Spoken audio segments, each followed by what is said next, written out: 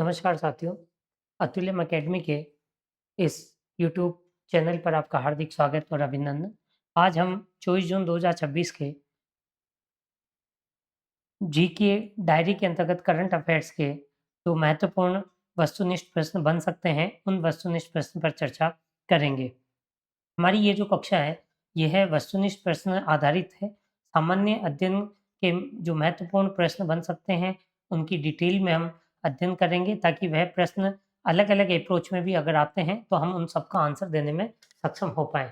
तो शुरुआत करते हैं। हाल ही में भारतीय महिला हॉकी टीम फाइनल में किस देश को 2-0 से किससे 2-0 से हराकर एफआईएच महिला नेशंस कप 2026 का खिताब जीता है? कौन सी टीम है? उसकी हम यहाँ बात करेंगे। तो किस टीम को भारतीय टीम ने हराया है? तो वह जो टीम है जिसको हराया है, वह है न्यूजीलैंड। न्यूजीलैंड को भारतीय महिला हॉकी टीम ने फाइनल मैच में हराया है। भारत ने 21 जून 2026 को कब 21 जून 2026 को न्यूजीलैंड को 2-0 से हरा दिया और 2-0 से हराने के बाद इन्होंने ये जो महिला नेशंस कप है ये जीता है। इस जीत के साथ भारत एफआईएच प्रो लीग में प्रमोशन मिल गया है। सालाना अंतर्राष्ट्रीय हॉकी प्रतियोगिता का ये सबसे ऊंचा स्तर है।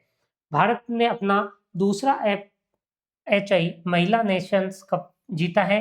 पहले 2022 में भी ये खिताब भारतीय टीम जीत चुकी है। हाँ, इस टूर्नामेंट में भारतीय टीम पूरी तरह से अजेय रही। उसने पुल स्टेज, सेमीफाइनल और फाइनल सभी में मैच जीते हैं। चैंपियंस मैच में न्यूजीलैंड को हराने से पहले भारत ने सेमीफाइनल में चिली को 6-0 से पराजित किया था। तो सेमीफाइनल में भारत ने किसको हराया था? चिली को हराया था। पूरे टूर्नामेंट के दौरान भारत ने कितने गोल किए? 16 गोल किए तथा भारत के खिलाफ कितने गोल हुए? 5 गोल हुए हैं, जो टीम के मजबूत अटैक और डिफेंस सिस्टम को दर्शाता है। हाल ही में प्रधानमंत्री नरेंद्र मोदी ने किस शहर में 12वें अंतर्राष्ट्रीय योग दिवस समारोह का नेतृत्व किया? तो उसका जो सही आंसर है वो है कोलकाता। कोलकाता में योग दिवस का नेतृत्व माननीय प्रधानमंत्री मोदी जी ने किया था। 21 जून 2026 को कोलकाता के रेड रोड पर अंतर्राष्ट्रीय योग दिवस समारोह आयोजित किया गया। अंतर्राष्ट्रीय योग दिवस 2026 की जो थीम थी, स्वस्थ उम्र बढ़ने के लिए योग। थीम क्या थी? स्वस्थ उम्र बढ़ने के लिए योग, अर्थात योगा फॉर हेल्थी एग्रिंग, स्वस्थ उम्र बढ़ने के लिए योग। संयुक्त राष्ट्र महासभा ने 2014 में 21 जून को अंतर्राष्ट्रीय योग दिवस घोषित किया था। तो ये योग दिवस कब से मनाया जाता है? 2014 में घोषित किया और 21 जून 2015 को इसे पहली बार दुनिया भर में धूमधाम से मनाया गया। कोलकाता रोड पर जो आयोजित मुख्य कार्यक्रम हुआ, उसमें 35,000 प्रतिभागियों के शामिल होने की उम्मीद थी। 35,000 प्रतिभागियों के शामिल होने की उम्मीद थी। समारोह के दौरान लगभग कोलकाता के साथ ही देश के अन्य क्षेत्रों से भी 10 लाख लोगों के आने की उम्मीद करी गई थी। विदेशों में भी 210 से अधिक भारतीय मिशनों ने दुनिया भर में 2500 स्थानों पर योग दिवस का कार्यक्रम आयोजित किया था। आयुष मंत्रालय जो है वो भारत में योग और चिकित्सा की अन्य पारंपरिक प्रणालियों का प्रचार व समन्वय करने के लिए जिम्मेदार नोडल मंत्रालय है। तो योग दिवस के लिए जो नोडल मंत्रालय है वो कौन सा है? आयुष मंत्रालय है। हाल ही में किस देश ने 22 और 23 जून को आयोजित ब्रिक्स राष्ट्रीय सुरक्षा सलाहकार की बैठक की मेजबानी की? गैर पारंपरिक सुरक्षा चुनौतियों पर ध्यान केंद्रित किया गया। इसकी अध्यक्षता किसने की? भारत ने की। भारत ने नई दिल्ली में इसकी अध्यक्षता की थी। राष्ट्रीय सुरक्षा सलाहकार अजीत डोभाल जी ने इसकी अध्यक्षता की। इसका मुख्य विषय क्या था? आज दुनिया के सामने मौजूद गैर पारंपरिक सुरक्षा चुनौतियां, ये इसका मुख्य विषय था। चर्चा में जो मुख्य मुद्दे हैं जिन पर चर्चा की गई थी, वो थी साइबर सुरक्षा, आर्टिफिशियल इंटेलिजेंस से जुड़े जोखिम, सूचना युद्ध। इन पर मुख्य रूप से इस पर चर्चा हुई थी। बैठक में साइबर लचीलेपन, डिजिटल सुरक्षा और तकनीक के जरिए होने वाले अपराधों की रोकथाम पर अंतर्राष्ट्रीय सहयोग बढ़ाने पर जोर देने की बात की गई थी। ब्रिक्स सदस्यों ने आतंकवाद रोधी सहयोग तंत्र की समीक्षा की तथा टेरर फाइनेंसिंग, ये ध्यान रखना है, टेरर फाइनेंसिंग, कट्टरपंथी विचारधारा और खुफिया जानकारी साझा करने जैसे मुख्य मुद्दों पर भी इसमें चर्चा की गई थी। बैठक में शामिल होने वाले प्रमुख लोगों में अजीत डोभाल भारत, वांग वी चीन, सर्गेई शोइग रूस और नेजामीपुर ईरान शामिल थे। ब्रिक्स में वर्तमान में कितने सदस्य हैं? 11 सदस्य हैं। ब्रिक्स में वर्तमान में कितने सदस्य हैं? 11 हैं। कौन कौन से सदस्य हैं? ब्राजील, रूस, भारत, चीन, दक्षिण अफ्रीका, मिस्र, इथोपिया, इंडोनेशिया, ईरान, सऊदी अरब और संयुक्त अरब अमीरात। ये अभी मुख्य रूप से ब्रिक्स के सदस्य देश हैं। एडीबी के प्राइवेट सेक्टर ऑपरेशंस के लिए कौन सा देश सबसे बड़ा बाजार बनकर उभरा है? इसका सही आंसर है भारत। कौन सा देश बाजार बनकर उभरा है? भारत सबसे बड़ा बाजार बनकर उभरा है। 2025 में भारत एशियन डेवलपमेंट बैंक के प्राइवेट सेक्टर ऑपरेशंस के लिए सबसे बड़ा बाजार बना रहा और 2026 में भी यही उम्मीद रहेगी। एडीबी की योजना 2026 में भारत में विकास की प्राथमिकताओं से जुड़े क्षेत्र के लिए $1 बिलियन की डायरेक्ट प्राइवेट सेक्टर फाइनेंसिंग उपलब्ध कराने की योजना है। एशियन डेवलपमेंट बैंक का मुख्यालय की अगर हम बात करें तो ये मुख्यालय कहाँ है? मनीला, फिलीपींस में है और ये एशिया पैसिफिक क्षेत्र में विकास परियोजनाओं को क्या करता है? सपोर्ट करता है। भारत में मुख्य रूप से किन किन योजनाओं को सपोर्ट करता है? Renewable energy, green hydrogen, electric mobility और ग्रीन डेटा सेंटर्स के रूप में ये सहयोग देता है। 2026 में स्टैंडर्ड चार्टर्ड के साथ एडीबी की पार्टनरशिप का जो फोकस है वो रिस्क शेयरिंग और गारंटी मैकेनिज्म के जरिए भारत में सप्लाई चेन फाइनेंस को मजबूत करने का है। सप्लाई चेन फाइनेंस को मजबूत करने का है। भारत में एडीबी अर्बन इंफ्रास्ट्रक्चर जो है नगरीय क्षेत्रों के इंफ्रास्ट्रक्चर सपोर्ट में अर्बन ट्रांसपोर्ट पे मदद करेगा, पानी की सप्लाई, वेस्ट मैनेजमेंट और सस्टेनेबल सिटी के विकास जैसे मुद्दों पर मदद करेगा। एडीबी की जो फाइनेंशियल इंक्लूजन पहल जो है उनमें उन लोगों, छोटे व्यवसायों और ग्रामीण समुदायों के लिए क्रेडिट और बैंकिंग सेवाओं की पहुंच को भी बेहतर बनाने का कार्य इसमें किया जाएगा। हाल ही में इसे 3 साल के और कार्यकाल के लिए भारत के सॉलिसिटर जनरल के रूप में फिर से नियुक्त किया गया है। सही आंसर है तुषार मेहता। तुषार मेहता को इसमें पुनः नियुक्त किया गया है। सीनियर एडवोकेट तुषार मेहता 20 जून 2026 को 3 साल के और कार्यकाल के लिए भारत के सॉलिसिटर जनरल नियुक्त किए गए। इनका ये जो नया कार्यकाल है वो कब से प्रारंभ होगा? 1 जुलाई 2026 से शुरू होगा। 1 जुलाई 26 से शुरू होगा। ये केंद्र सरकार के दूसरे सबसे बड़े कानूनी अधिकारी होते हैं। कैबिनेट की नियुक्ति समिति सॉलिसिटर जनरल समेत केंद्र सरकार के कई वरिष्ठ पदों पर नियुक्ति करती है। तुषार मेहता को पहली बार अक्टूबर 2013 में भारत की सॉलिसिटर जनरल के रूप में नियुक्त किया गया था। सॉलिसिटर जनरल के साथ-साथ सुप्रीम कोर्ट के लिए 5 एडिशनल सॉलिसिटर जनरल भी 3 साल के कार्यकाल के लिए नियुक्त किए गए। एडिशनल सॉलिसिटर जनरल क्या करेंगे? सुप्रीम कोर्ट और हाई कोर्ट में कानूनी मामलों में केंद्र सरकार की मदद करते का कार्य करते हैं। दिल्ली हाई कोर्ट के लिए एडिशनल सॉलिसिटर जनरल के तौर पर चेतन शर्मा का जो कार्यकाल है वो 1 जुलाई 26 से 6 माह के लिए बढ़ाया गया। 6 माह के लिए बढ़ाया गया। तो दिल्ली हाई कोर्ट के लिए चेतन शर्मा का जो कार्यकाल है वो कितने समय के लिए बढ़ाया गया? 6 माह के लिए बढ़ाया गया 1 जुलाई 26 से। तो दिसंबर 2026 तक इनका ये कार्यकाल रहेगा। हाल ही में खुरासानी इमली को किस राज्य से ज्योग्राफिकल इंडिकेशन जीआई टैग मिला है? तो किस राज्य से मिला है? मध्य प्रदेश से। इसका सही आंसर क्या है? मध्य प्रदेश। इसको जीआई टैग मिला है। मध्य प्रदेश के धार जिले के मांडू खुरासानी इमली को 2026 का क्या मिला है? जियोग्राफिकल इंडिकेशन टैग मिला है। खुरासानी इमली असल में क्या है? अफ्रीकी बायोआब पेड़ है। ये बायोआब पेड़ जिसका जो टेक्निकल नाम है वो एडानसोनिया डिजिटाटा जो है उसका फल है। ये आम इमली जो है टेमारिंडस इंडिका की प्रजाति की तरह का ही है। बायोआब पेड़ को क्या कहा जाता है? Monkey bread tree, gorilla tamarind, Mandu इमली व अपसाइड डाउन ट्री उल्टा पेड़ जैसे नामों से भी जाना जाता है। मांडू में भारत का सबसे बड़ा बाओबाब पेड़ों का एक प्राकृतिक समूह है जिसे जीआई पहचान दिलाने में मदद की थी। जीआई टैग जो है वो geographical indication of goods registration and protection act 1999 के तहत दिया जाता है। जीआई टैग किस अधिनियम के तहत दिया जाता है? किस एक्ट के तहत दिया जाता है?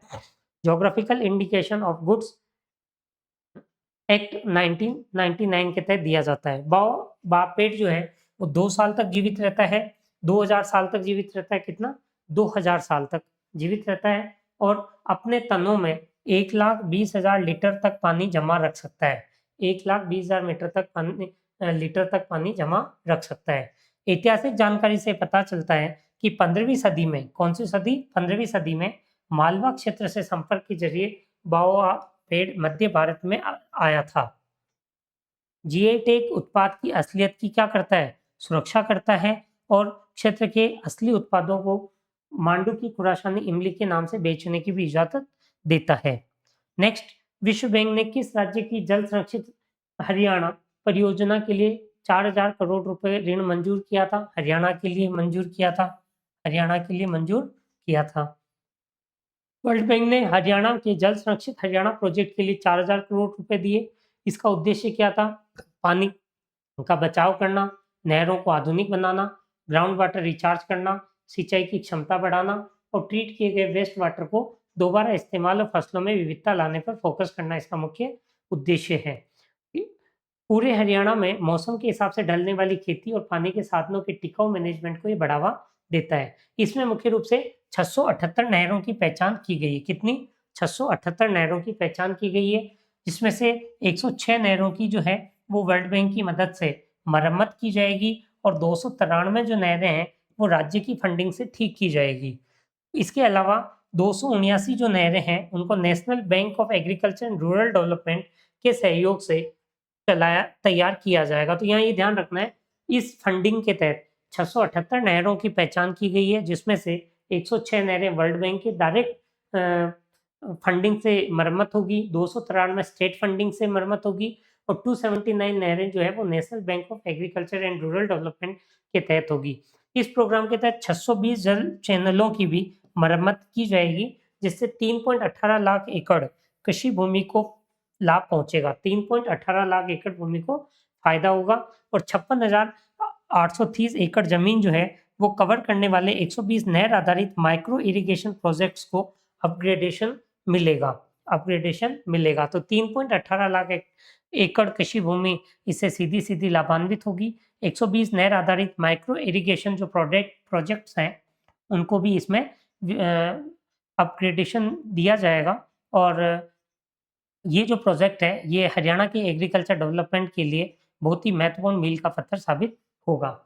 हाल ही में एशियाई रिले चैंपियनशिप 2026 में महिलाओं की 4x100 रिले स्पर्धा में किस देश ने स्वर्ण पदक जीता है? भारत ने। किस देश ने स्वर्ण पदक जीता है? भारत ने स्वर्ण पदक जीता है।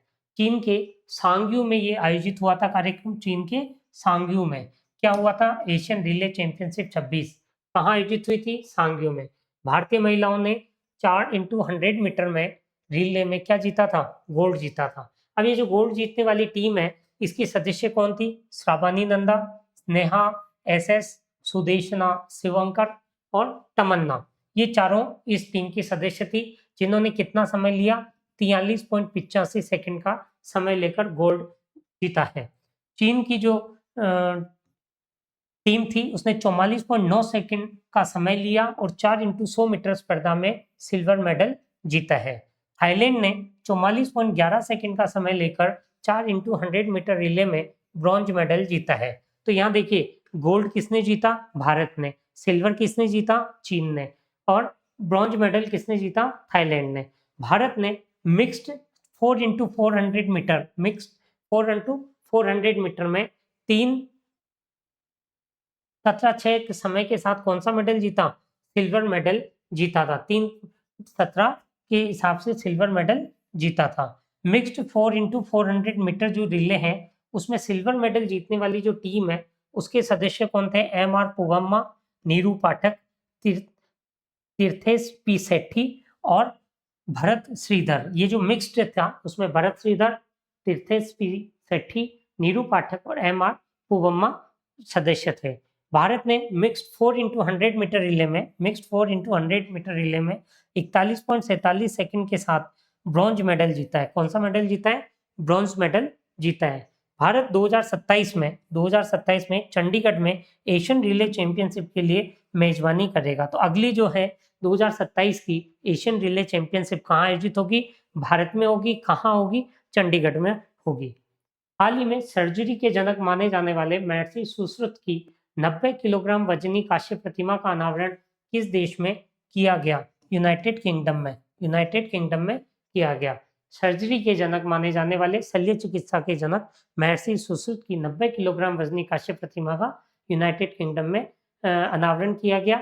स्कॉटलैंड के royal college of surgeon, Scotland के कब किया गया? 19 जून 2026 को royal college of surgeon of Edinburgh में 90 किलोग्राम वजनी इसकी प्रतिमा का अनावरण किया गया। और ये किसके रूप में जाने जाते हैं? शल्य चिकित्सा के जनक के रूप में जाने जाते हैं। सुश्रुत की शल्य चिकित्सा परंपरा का विवरण हमें किसमें मिलता है? सुश्रुत संहिता में मिलता है, जो संस्कृत भाषा का एक प्राचीन चिकित्सा ग्रंथ है। संस्कृत भाषा का एक प्राचीन चिकित्सा ग्रंथ है। सुश्रुत का नाम शल्य चिकित्सा व प्लास्टिक सर्जरी की सबसे शुरुआती तकनीकों से जुड़ा हुआ है और ये कितने साल पुरानी है? 2600 वर्ष पुरानी है।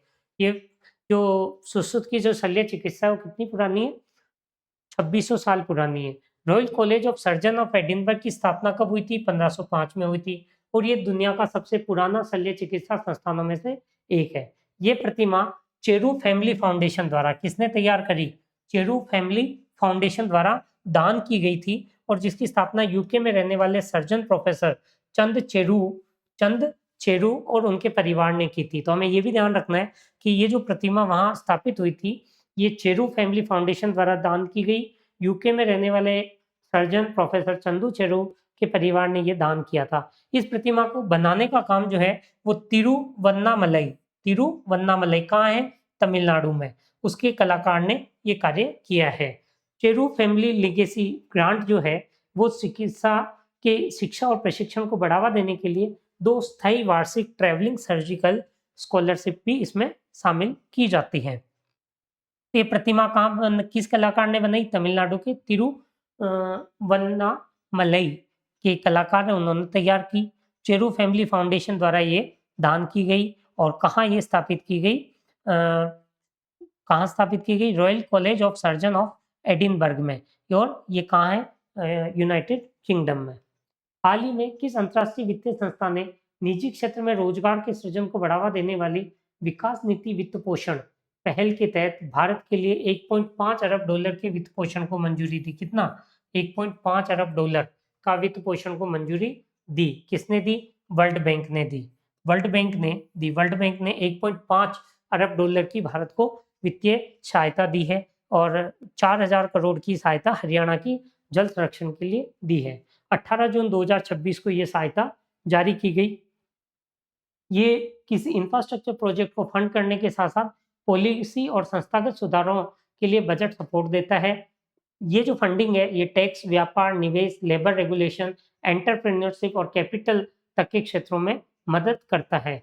भारत ने लेबर रेगुलेटरी फ्रेमवर्क, कौन से? लेबर रेगुलेटरी फ्रेमवर्क आसान करने के लिए नवंबर 25 में 29 केंद्रीय लेबर कानूनों को 4 लेबर कोड में बदल दिया था। और ये 4 लेबर कोड कौन से हैं? 29 को किसमें बदल दिया? 4 में। एक तो है कोड ऑफ एजेस, एक है industrial relations code, code on social security और occupational safety, health and working conditions code. तो ये देखिए 4 code, code of wages, industrial relations code, code of on social security तथा occupational safety, health and working conditions code में किनको बदला था? 29 को इन्होंने 4 में ट्रांसफर कर दिया था। वर्ल्ड बैंक की स्थापना कब हुई थी? 1944 में वर्ल्ड बैंक की स्थापना हुई। ब्रिटेन वुड कॉन्फ्रेंस में ये स्थापना हुई थी। इसका मुख्यालय कहाँ है? वाशिंगटन डीसी अमेरिका में है। वाशिंगटन डीसी अमेरिका में है। वर्ल्ड बैंक का एग्जीक्यूटिव डायरेक्टर बोर्ड सदस्य देशों के लिए लोन देने के ऑपरेशंस और पॉलिसी बेस्ड फाइनेंसिंग मंजूरी देने के लिए क्या होता है? डायरेक्टर्स का जो बोर्ड मेंबर्स होता है वो इसकी जिम्मेदार होता है और वही ये निर्णय लेता है। हमारे जो अतुल्यम अकेडमी के करंट अफेयर्स एमसीक्यूज सीरीज है वो उसके साथ साथ हमने जून 2026 से हमारी मासिक पत्रिका करंट अफेयर्स भी लॉन्च कर दी है। वो हमारे अतुल्यम अकेडमी चैनल पर ई बुक सेक्शन में जाकर आप वहाँ से इसे परचेज कर सकते हैं। हमने इसका जो प्राइस है वो 91 रुपीज़ रखा है। जून 2026 की ये जो मैगज़ीन है ये 205 पेज की मैगज़ीन है। इसमें आपको सारी के सारे राष्ट्रीय, अंतर्राष्ट्रीय, राज्य स्तरीय और जो विभिन्न प्रश्न पत्र पिछले माह में कहीं आयोजित हुए थे, उनको भी इसमें सम्मिलित किया गया है। विभिन्न न्यूज़पेपर में जो संपादकीय हैं, उनको भी इसमें सम्मिलित किया गया है। तो ये हमारे जो दोनों कोर्सेज़ हैं, डेली करंट अफ़ेयर्स एमसीक्यूज़ वाला जो है, वो क्लास आपको यूट्यूब पर प्रतिदिन मिलेगी। साथ ही साथ हमारा जो ऐप है, वहाँ भी करंट अफ़ेयर्स डेली के हिसाब से भी आपको एक वार्षिक पैकेज भी अगर आप लेना चाहें, तो वहाँ भी ये अवेलेबल है। धन्यवाद।